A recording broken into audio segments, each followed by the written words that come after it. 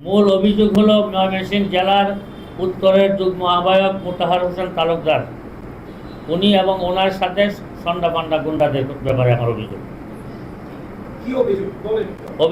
প্রথম অভিযোগ হলো, আমি যখন রাষ্ট্রীয় প্রোগ্রামে প্রবেশ করি তখন আমাকে প্রতিবন্ধকতা সৃষ্টি করে। এর প্রতিবন্ধকতার পরে কিছু লোক আমাকে উদ্ধার করে নিয়ে যাওয়ার পরে আমার সাথে যারা ছিল তাদের উপর লাথি ঘুষি আক্রমণ করে। এটা প্রতিবাদ করে আমরা 3:30 পৌনে 4টার দিকে একটা বিক্ষোভ মিছিল করি। মিছিল শেষ করে আসার পথে যখন ছত্রভঙ্গ হয় লোকজন, তখন অতর্কিত হামলা করে 10 থেকে 15 জনকে তারা আহত করে। একজন মারাত্মক আহত, যাকে হাসপাতালে রাখা হয়েছে, এবং তাদেরই এক লোক মুরাদ, কি নাম, রিয়াদ, তাদের যুবদলের এক লোক রিয়াদ আমাদের লোককে বাঁচাইতে গিয়েছিল, তার উপর আক্রমণ করে সেও হাসপাতালে ভর্তি। নির্বাচনে উনি পরাজিত হয়েছেন, এটা উনি সহ্য করতে পারতেছেন না, মেনে নিতে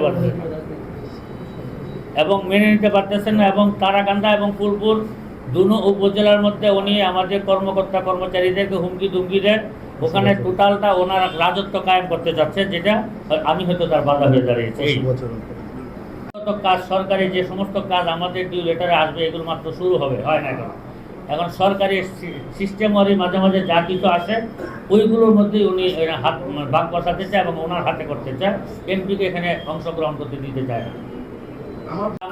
আমি বুঝতে পারছি ওনার সাথে আমার কোনো মূল বিরোধ নাই। বিরোধ হলো উনি পাস করে নাই।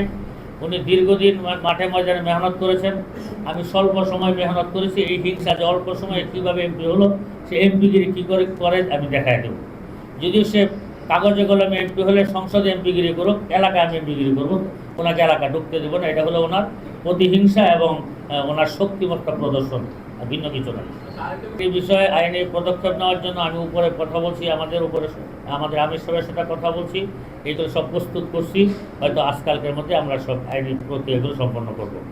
আমরা চাচ্ছি যে পরিবেশটা সুন্দর আছে দেশের, এই পরিবেশটা শেষ পর্যন্ত আমরা ধরে রাখা এবং বিএনপির যারা আছে তাদেরকে সাথে নিয়ে কাজ করা।